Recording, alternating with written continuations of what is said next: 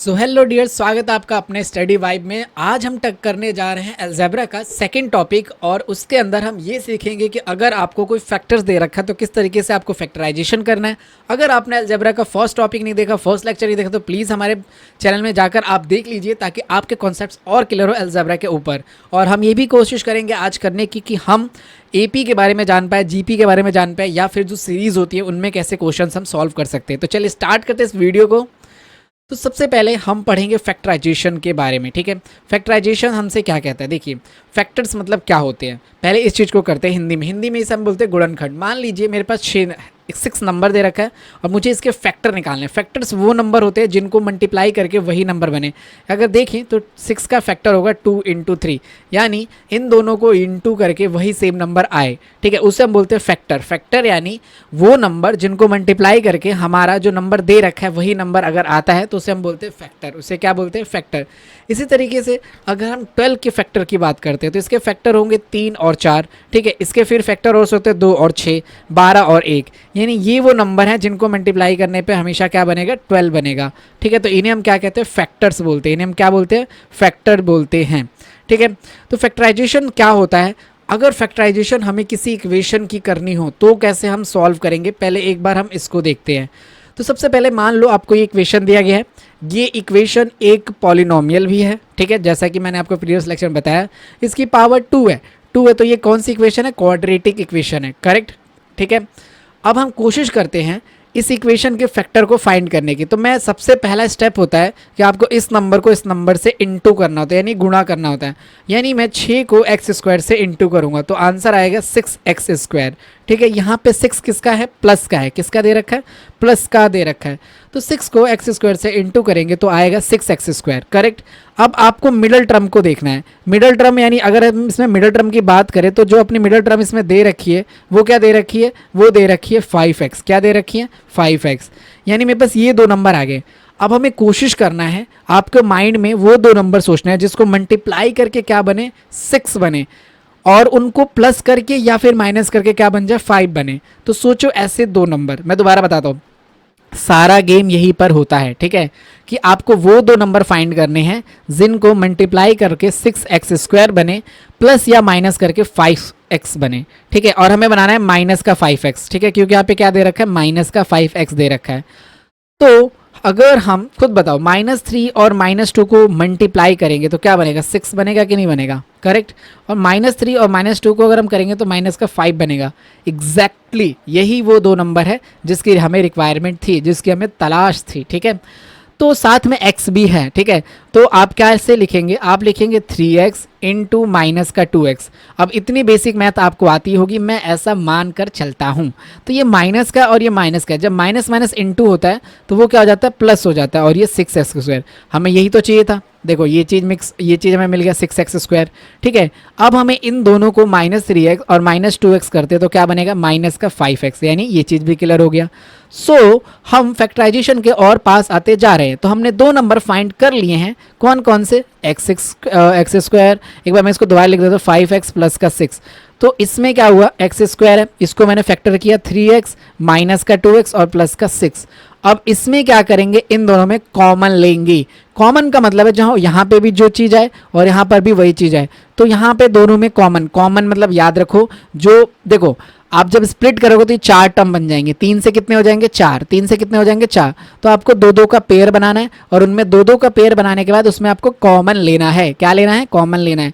तो अपन क्या करेंगे, इन दोनों में पहले x कॉमन ले लो, तो x कॉमन ले लिया, ये हो गया x माइनस का 3।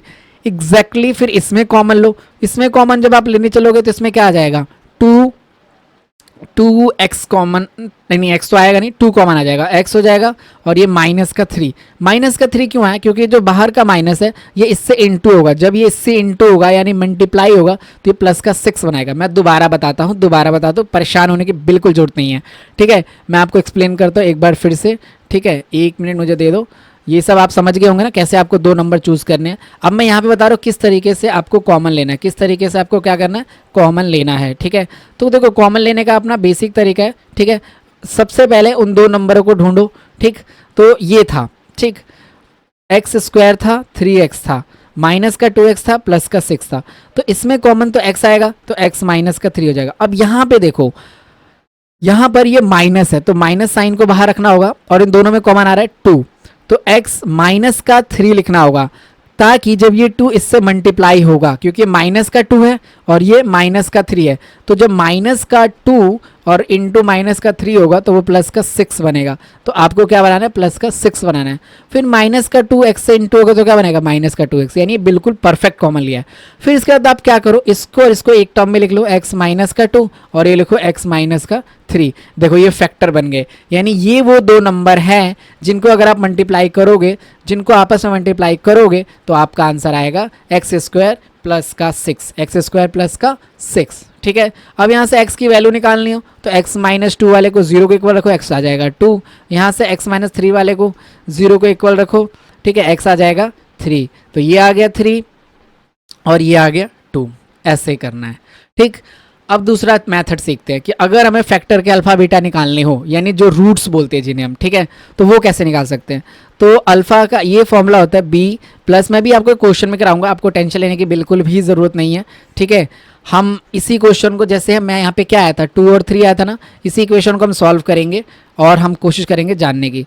तो मेरे पास इक्वेशन थी x square minus 5x plus का 6।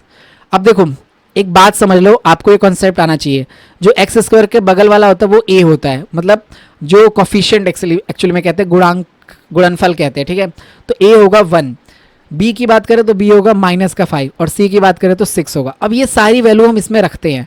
ठीक है, अब मेरे साथ बताओ b क्या है, बताओ b क्या है, b है माइनस का 5, करेक्ट। फिर ये माइनस का 5 का स्क्वायर है, 4a क्या है, a क्या है बताओ a 1 है और c क्या है 6 है, करेक्ट। अब अंडर रूट आ जाएगा 2a कितना दे रखा है 1 दे रखा है। अब यहाँ से हम सॉल्व करेंगे, माइनस माइनस क्या हो जाएगा प्लस। ठीक है, अब अंडर रूट 5 का स्क्वायर कितना होता है 25, 4 को इससे करेंगे कितना होगा 24, ठीक है, अपॉन 2। फिर इसको सॉल्व करते हैं, अल्फ़ा, ठीक है, ये होगा 5 और इसको माइनस करेंगे, मतलब रूट का क्या आ जाएगा 1 और यहाँ पे आ जाएगा 2। ठीक, तो इस तरीके से आपका कुछ आंसर बनेगा। ठीक है, अब 1 का स्क्वायर क्या होता है, 1 का स्क्वायर भाई 1 ही होता है, तो रूट खत्म हो जाएगा, तो ये जाएगा 5 + 1 अपॉन 2 यानी 6/2, यानी अल्फ़ा कितना आ गया 3। आपको मैं दिखाऊं तो पहले भी हमारा अल्फ़ा एक क्या आया था, ठीक है, ये 3 ही आया था, एक रूट 3 ही आया था। तो आप इस तरीके से भी कर सकते हैं, लेकिन एक इम्पॉर्टेंट बात है कि ये आपको फॉर्मूला याद होना चाहिए, याद होना चाहिए। अगर आपको याद नहीं है तब मुश्किल होगी, तब मुश्किल होगी, क्योंकि आपको फॉर्मूला याद किए बिना क्वेश्चन नहीं होने वाला है, नहीं होने वाला है। ठीक है, इसका मैंने आपको अल्फ़ा निकालना सिखाया। बीटा में क्या चेंज आता है, तो बीटा निकालने के लिए माइनस का b माइनस का 4 under root b square minus 4ac, ठीक है, डिवाइड में 2a, डिवाइड में 2a। अब ये बीटा है, ठीक है। फिर से वही इक्वेशन अगर मैं लिखे x square minus 5x plus का c, ठीक है, तो a हो जाएगा 1, b हो जाएगा माइनस का 5, c हो जाएगा 6, c हो जाएगा 6। अब b की जगह हम क्या करेंगे, माइनस का 5 रख देंगे, ठीक है। फिर यहाँ पे minus under root b square minus का 5 का स्क्वायर 4, a कितना दे रखा है, a कितना दे रखा है 1 और c कितना दे रखा है 6, करेक्ट, इतना हो गया।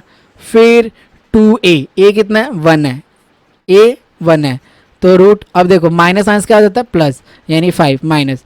अब अंडर रूट में आते हैं, 5 का स्क्वायर कितना होता है 25 और 4 को क्या होता है 24, ठीक है, और अपॉन में आ जाता है 2।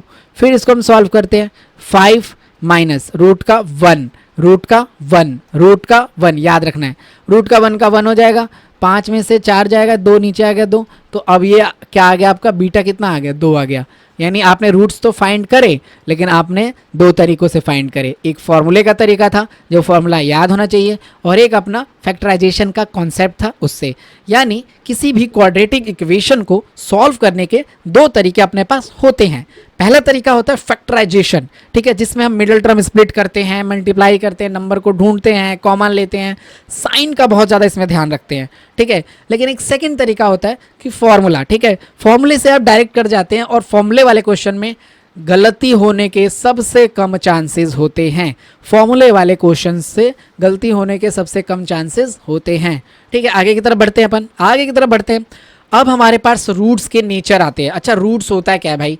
रूट्स होता है जब क्वाड्रेटिक इक्वेशन अपन लिखते हैं, ठीक है, क्वाड्रेटिक इक्वेशन अपन लिखते हैं तो जो एक्स की वैल्यूज़ आती है ना उन्हें हम रूट्स बोलते हैं। जैसे 3 आ गया, 4 आ गया, -8 कुछ भी आ सकता है।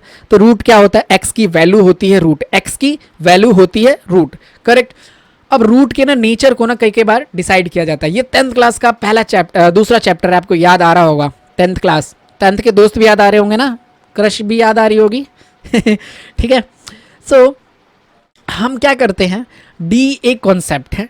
डी एक्चुअली में किसके बराबर होता है? बी स्क्वायर माइनस 4ac के बराबर होता है। अब ये मत पूछना एबीसी क्या होता है। एबीसी यार वही होता है, एक्स स्क्वायर के बगल वाला जो कोफिशिएंट होता है, एक्स स्क्वायर का कोफिशिएंट होता है वो ए होता है, ठीक है। जो x का कोफिशिएंट होता है, x का कोफिशिएंट होता है वो b होता है, और जो सिंपल होता है वो c होता है। जो सिंपल होता है मतलब जो कांस्टेंट होता है, बेसिकली सिंपल भी ना बोले, कांस्टेंट जो होता है वो c होता है। राइट नाउ हम उसको इसमें रखते हैं d, b square minus 4ac, b square minus 4ac, ठीक है।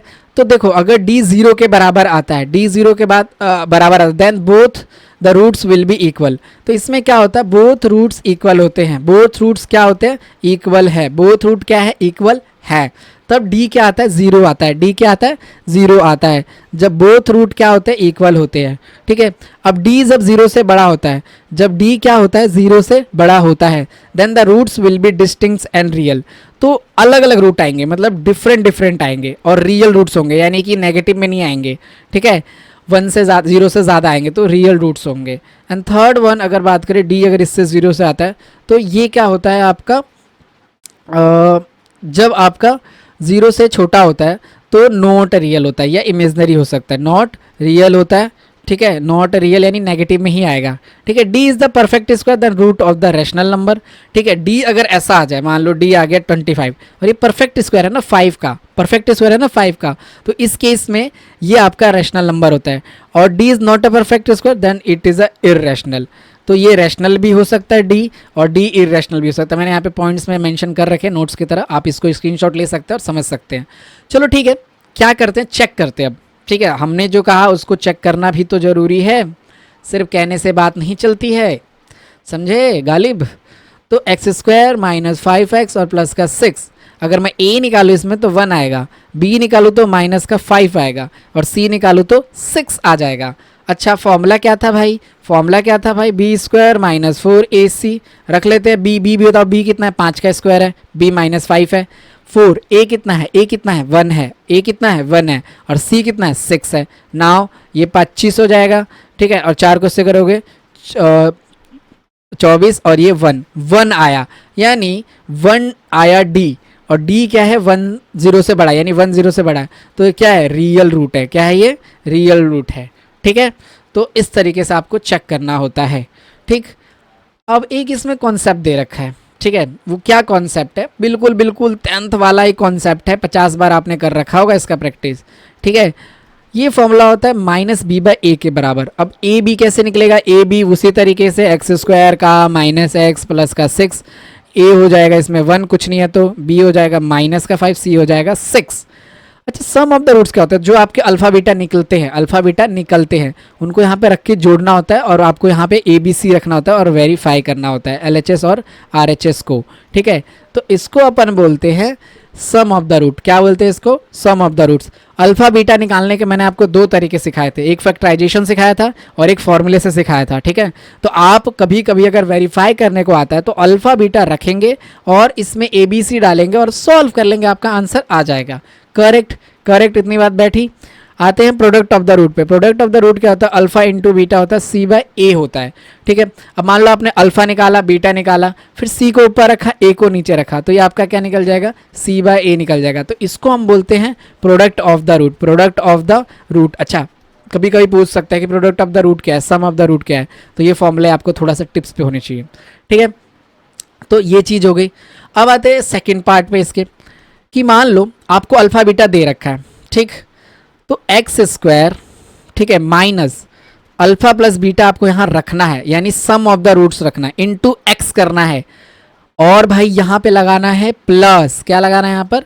प्लस। और यहाँ पर आपको प्रोडक्ट ऑफ द रूट रखना है, प्रोडक्ट ऑफ द रूट रखना है। ये होता है आपका अगर आपको अल्फ़ा बीटा का सम दे रखा हो और प्रोडक्ट दे रखा हो।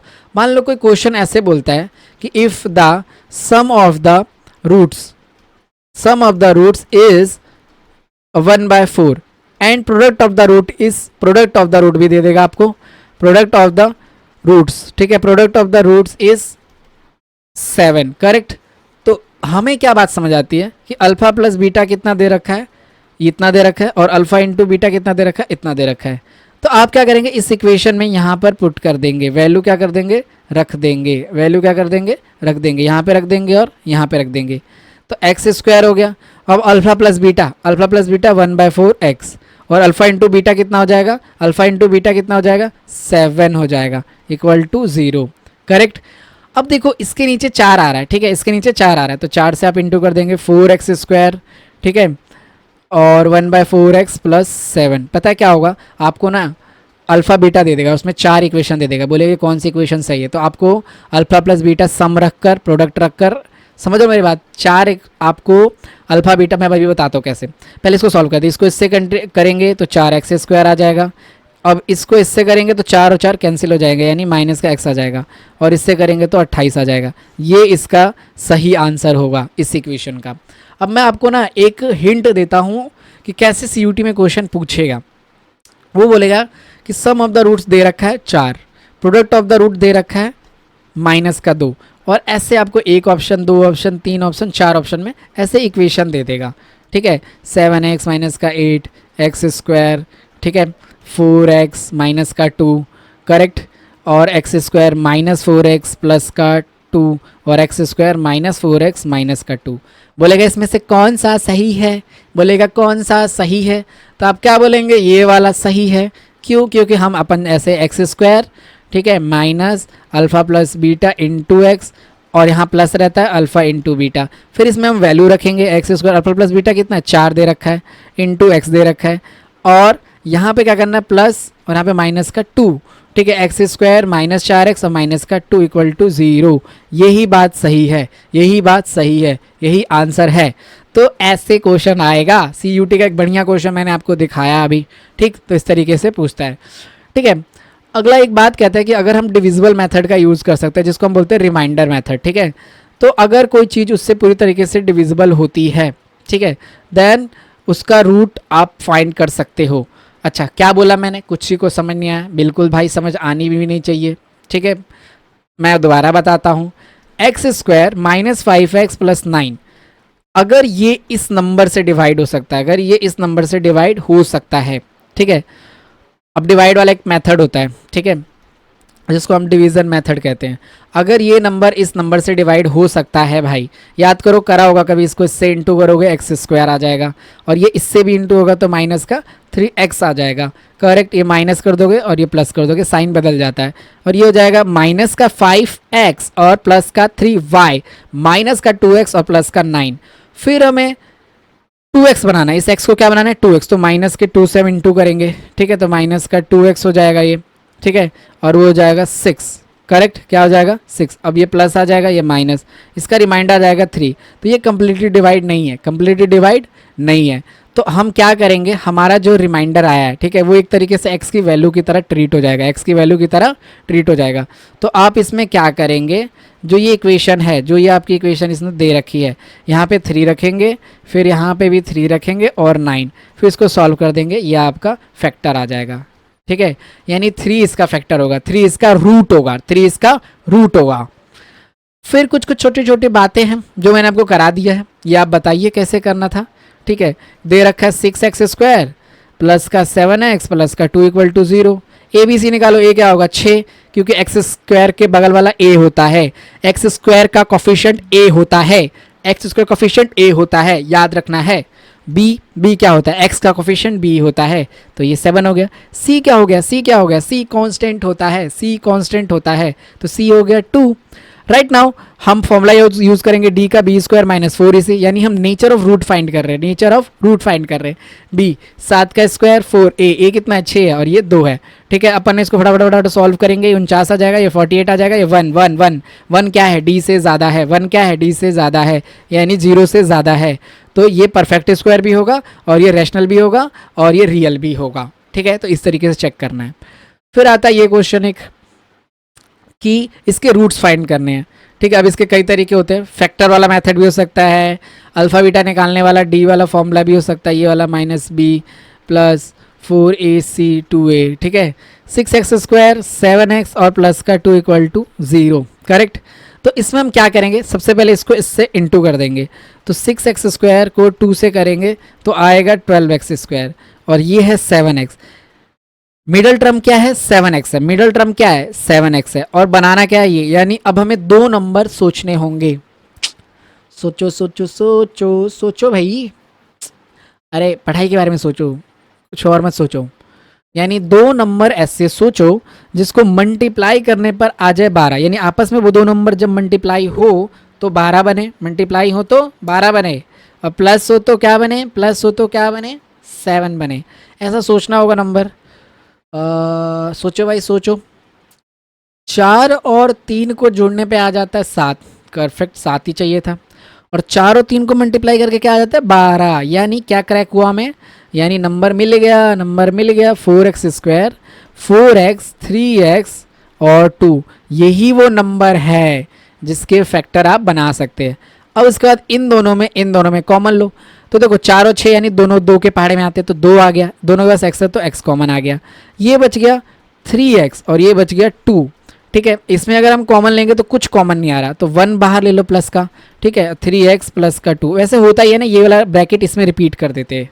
ठीक, अब देखो क्या हो गया, 2x + 1 = 0 और 3x प्लस का 2 = 0।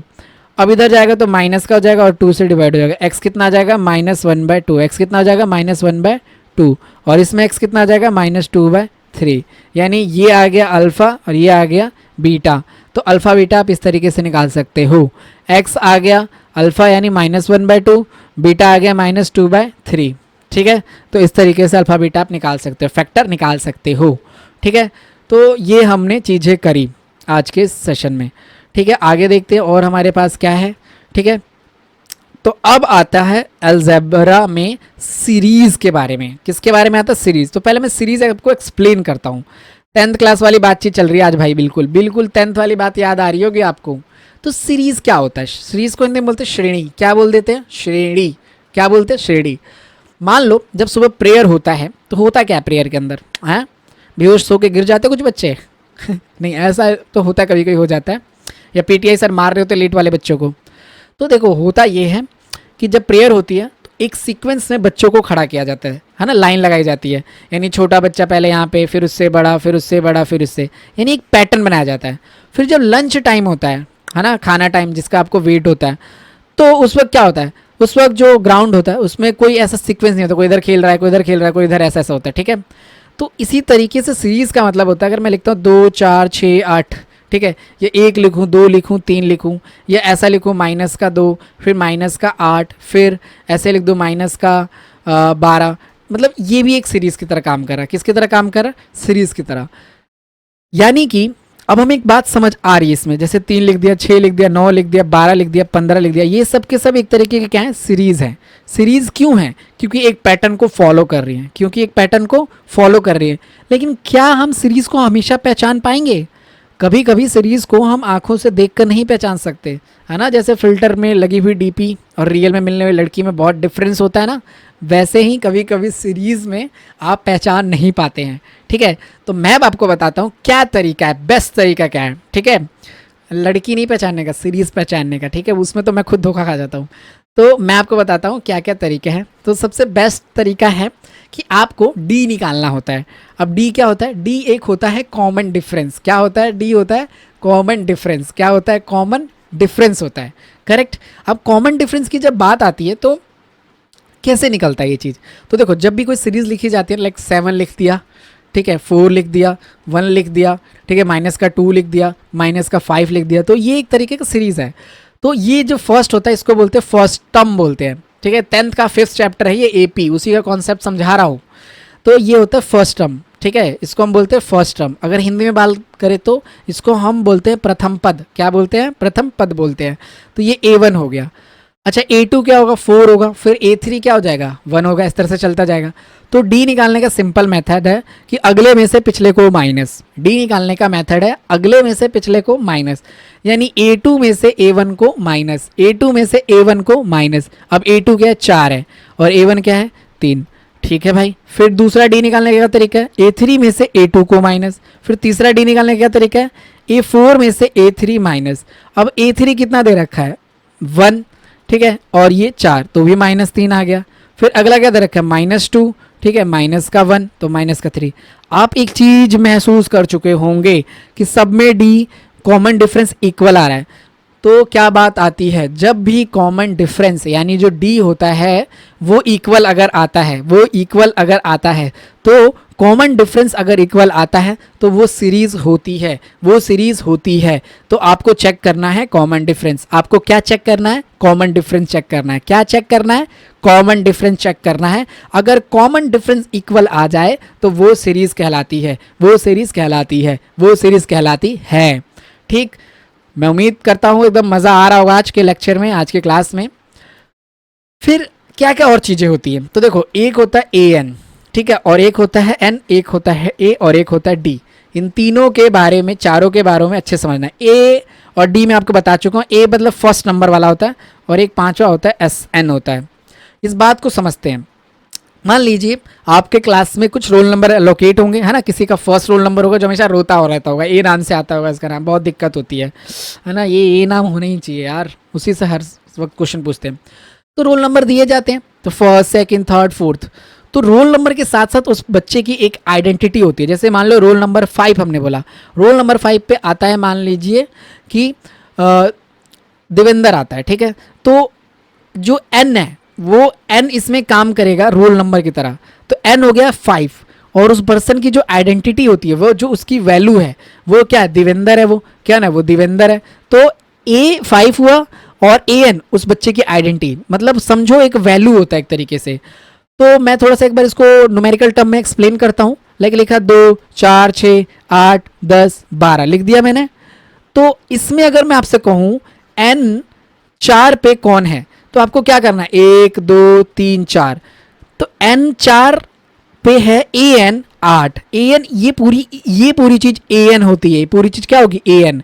और एन हमें बताएगा कि किस स्टेप पे जाना है, किस पद पे जाना है, किस टर्म पे जाना है। तो देखो एक होता है टर्म, टर्म हमें बताता है एन, टर्म हमें क्या बताता है, एन। और एक होती है उस वैल्यू, उस टर्म की वैल्यू, उस टर्म की वैल्यू, वो हमें ए एन बताता है। वो हमें क्या बताता है, ए एन बताता है। जो वैल्यू होती है टर्म की वो हमें ए एन बताता है, ठीक है। ए क्या हो गया, ए हो गया, 2 हो गया। डी क्या हो गया, डी क्या हो गया, डी हो गया 4 - 2, 2 हो गया। 6 - 4, 2 हो गया। 8 - 6, 2 हो गया, यानी कि ये एक एपी है। तो क्लियर बात समझ आई, क्लियर बात समझ आई, क्लियर बात समझ आई। ए एन और एन में डिफरेंस पता होना चाहिए, पद और पद का मान, ये हमें क्लियरिटी होनी चाहिए अंदर से। जो पद की हम बात करते हैं वो टर्म होता है, किस टर्म पे है, और ए एन की जब हम बात करते हैं तो उस पद की वैल्यू होती है, ठीक है। अब बात करते हैं एस एन। तो एस एन क्या कहता है, एस एन इन सब का योग होता है, सम ऑफ द टर्म होता है। सम ऑफ द क्या होता है, टर्म होता है। इन सारे नंबर का जो सम होता है, जोड़ते हैं, वो होता है एस एन, ठीक है।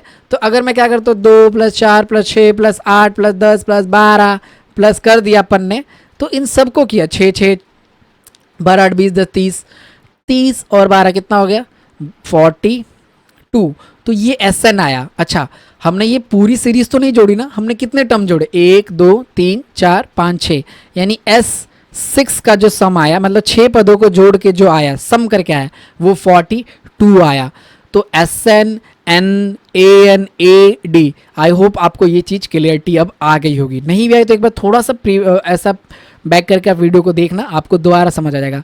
तो एस एन सबका सम है, एस एन सबका सम है। ए एन उस पर्टिकुलर नंबर पे जो वैल्यू है वो है, और एन क्या है, वो टर्म है, ठीक है। तो यही चीज़ मैं आपको एक्सप्लेन कर रहा हूँ जो यहाँ पे इन्होंने दे रखा है, ठीक है, मैं आपको कर चुका ऑलरेडी, ठीक। अब कुछ कुछ बातें समझते हैं, ठीक है, जो आपके लिए इंपॉर्टेंट है एग्जाम ऑफ व्यू से। जैसे कि मान लो आपको कुछ कुछ टर्म मिल गया पेपर में, ठीक है, तो अब वहाँ पे इतना टाइम नहीं होता, कैलकुलेशन इतना नहीं कर सकते आप। तो कहता है कि first of n natural term का अगर सम निकालो, यानी 1 2 3 4 ऐसे दे रखा है, ठीक है, ये नेचुरल नंबर है, क्या है ये नेचुरल नंबर, और ये बोलता है कि पूरे 50 नंबरों को जोड़ के बताओ कितना आएगा।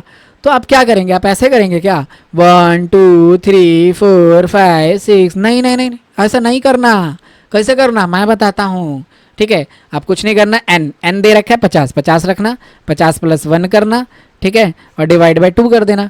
तो 50 और करोगे 51 और बाय 2, इसको काट लिया 25, 25 को 51 से, ये आ जाएगा टर्म का सम, ठीक है। तो आप इस तरीके से करना। तो ये फॉर्मूला तब लगाना है जब sum of first n natural number की बात हो रही हो। अगला आता है sum of squares of first natural number. अच्छा, स्क्वायर का जैसे 1 का स्क्वायर आ गया, 2 का स्क्वायर आ गया, 3 का स्क्वायर आ गया, 4 का स्क्वायर आ गया, ये ऐसे आ जाए तो, यानी इस सीरीज ऐसे दे रखी है 1 4 9 16। तो अब क्या करे भाई, तब कुछ नहीं करना, तब आपको ये फॉर्मूला लगाना है क्या। अब फिर वो बोलता है ये सीरीज चलती जा रही है, फिर वो मुझे बोलता है n 50 का फिर निकालो, ठीक है, ये सीरीज चलती जा रही है और n 50 का आपको सब निकालना है फिर से, ठीक है। तो आप क्या करेंगे, इस वक्त ये फॉर्मूला लगाएंगे आप, n + 1 2n + 1 डिवाइड बाय 6, आप तब ये फॉर्मूला लगाएंगे, ठीक है। तब आपको कौन सा फॉर्मूला लगाना है, ये फॉर्मूला लगाना है। करेक्ट करेक्ट करेक्ट, बातचीत समझ आ रही होगी, करेक्ट करेक्ट करेक्ट। ओके, चलो आगे देख लेते एक बार, ठीक। अब अगर हमें ऐसा आ जाए, ठीक, 50, ठीक है, 50 + 1 हो गया और 2n 50 + 1 डिवाइड बाय 6 आ गया अगर, तो ये 50 हो गया और ये 51 हो गया, और इससे करेंगे 100 तो ये 101 हो जाएगा डिवाइड बाय 6, ठीक है। इसको आप कटवर्ट कर सकते हैं, सॉल्व कर सकते हैं, तब आपको ये फॉर्मूला लगाना है, ठीक है। इसी तरीके से अगर क्यूब आ गया, क्या आ गया, क्यूब आ गया, क्या आ गया, क्यूब। क्यूब क्या होता है सबको पता होगा, ठीक है, जिसकी पावर क्या हो जाती है 3, उसे हम क्यूब बोलते हैं, ठीक है। तो जस्ट लाइक कि 2 का क्यूब अगर आ गया, 3 का क्यूब आ गया, 4 का क्यूब आ गया, ऐसे 5 का आ गया, तो अब क्या करेंगे, पहली बात तो क्यूब का मतलब होता है उसी नंबर को 3 बार मल्टीप्लाई करना, तो इसका 8 आएगा, इसका 27 आ जाएगा, इसका आपका आ जाएगा 64 आ जाएगा, इसका 125 आ जाएगा। तो आपको आइडेंटिफाई करना है कि सीरीज का पैटर्न क्या बन रहा है, स्क्वायर तो नहीं बन रहा, नेचुरल नंबर तो नहीं बन रहा, तो ये क्यूब बन रहा है, क्या बन रहा है, क्यूब। तो क्यूब का फॉर्मूला क्या है, n + 1 का होल स्क्वायर अपॉन 2, ठीक है। अब मेरे को बोले कि फिर से 50 टर्म का निकालो, यानी सीरीज जो मेरी दे रखी है, सीरीज मुझे दे रखी है क्यूब में, सीरीज किस में दे रखी है, क्यूब में दे रखी है, और आपको क्या फाइंड करना है, आपको इन सबको जोड़ना है, इनका सम फाइंड करना है। तो आप क्या करेंगे, आप ये फॉर्मूला लगाएंगे, क्या लगाएंगे, 50 + 1 का होल स्क्वायर अपॉन 2, यानी 50 51 का होल स्क्वायर अपॉन 2, 51 का होल स्क्वायर करना, ठीक है, 51 52 करके, तो ये हो गया। तो इस तरीके से आप निकाल सकते हैं, ठीक। फोर्थ वाला देखते हैं, sum of first n even natural. अच्छा, इवन नंबर क्या होता है भाई, जो 2 से डिवाइड हो और बाकी नंबर से भी डिवाइड हो, जैसे 2 4 6 8 ऐसे करके। तो इसका निकालने का जो सम है वो सिंपल है, n + 1। अब बोल रहा है कि ये सीरीज दे दी, ये सीरीज दे दी, तो इसको कैसे निकाले, इसको कैसे निकाले, तो इसका फॉर्मूला होता है सम का ये, ठीक है, इसका फॉर्मूला होता है सम का ये। अब n वो 50 अगर बोलता है और सीरीज ये देता है, तो 50 + 1 करेंगे आप, 50 51 इंटू कर देंगे, आपका आंसर आ जाएगा, ठीक है। Sum of first n odd number, मुझे फर्स्ट ऑड नंबर जैसे 1 3 5 7 ऐसे मिल गया, तो मैं सीरीज को देखूंगा और देखते ही बोलूंगा अरे ये तो ऑड है, उत्तरी ये तो ऑड है यार, ठीक है। तो अपन क्या करेंगे, एन स्क्वायर वाला फॉर्मूला लगाएंगे, एन स्क्वायर से सम निकलता है इसका। अब वो बोल रहा है कि 50 टर्म का सम निकाल दो, 50 टर्म के 50 पदों का योग निकाल दो। तो कुछ नहीं, 50 लिखेंगे यहाँ पर, स्क्वायर कर देंगे और ये हो जाएगा 2500, ये आपका एग्जैक्ट आंसर आ जाएगा। तो हमने क्या करा, अभी हमने बस ये सीखा कि अगर सीरीज कभी नेचुरल नंबर में आए, अगर कभी सीरीज ऑड नंबर वाली आ जाए, अगर कभी सीरीज इवन नंबर वाली आ जाए, अगर कभी सीरीज क्यूब स्क्वायर आए, तो उसमें अलग अलग फॉर्मूला लगाकर हम क्या निकाल सकते हैं, क्या निकाल सकते हैं, उनका सम। अब मैं एक बात बताता हूँ आपको, बाय चांस खुदा ना खास्ता आपके साथ एक हादसा हो जाए कि आपको फॉर्मूला याद ना रहे, तो देखो फॉर्मूला याद ना रहे तो ये एक रामबाड़ फॉर्मूला है, n/2 2a + n - 1 × d। ये फॉर्मूला आप यूज़ करके किसी भी एपी का सीरीज निकाल सकते हैं, किसी भी एपी सीरीज़ का सम निकाल सकते हैं। ए आपको पता ही है, एन आपको देगा ही क्वेश्चन में, डी आप निकाल ही लोगे। तो आप ये वाला फॉर्मूला यूज़ करके किसी भी टाइप की सीरीज़ का, ऑड हो, इवन हो, नेचुरल हो, आप निकाल सकते हैं। ठीक है, अब एक सिक्स बात समझते हैं। एपी जो होता है वो हमेशा, अर्थमेटिक मीन जो होता है वो हमेशा बड़ा होता है ज्योमेट्रिकल मीन से। ठीक है, तो ये था आपका एक टॉपिक, करेक्ट। तो ये मैंने सारी चीज़ें आपसे एक्सप्लेन करी। क्वेश्चंस हमने टेलीग्राम चैनल में अपलोड करे हैं प्रैक्टिस के लिए, तो आप उसको ज्वाइन कर सकते हैं और प्रैक्टिस कर सकते हैं। और स्टडी वाइब को सब्सक्राइब कर दीजिए, बेल आइकन को प्रेस कर दीजिए और शेयर करिए इस वीडियो को अपने उन सभी दोस्तों से जो CUT की प्रिपरेशन कर रहे हैं और जो कम टाइम में अच्छा स्कोर करना चाहते हैं। थैंक यू सो मच बच्चों, मिलते हैं नेक्स्ट वीडियो में।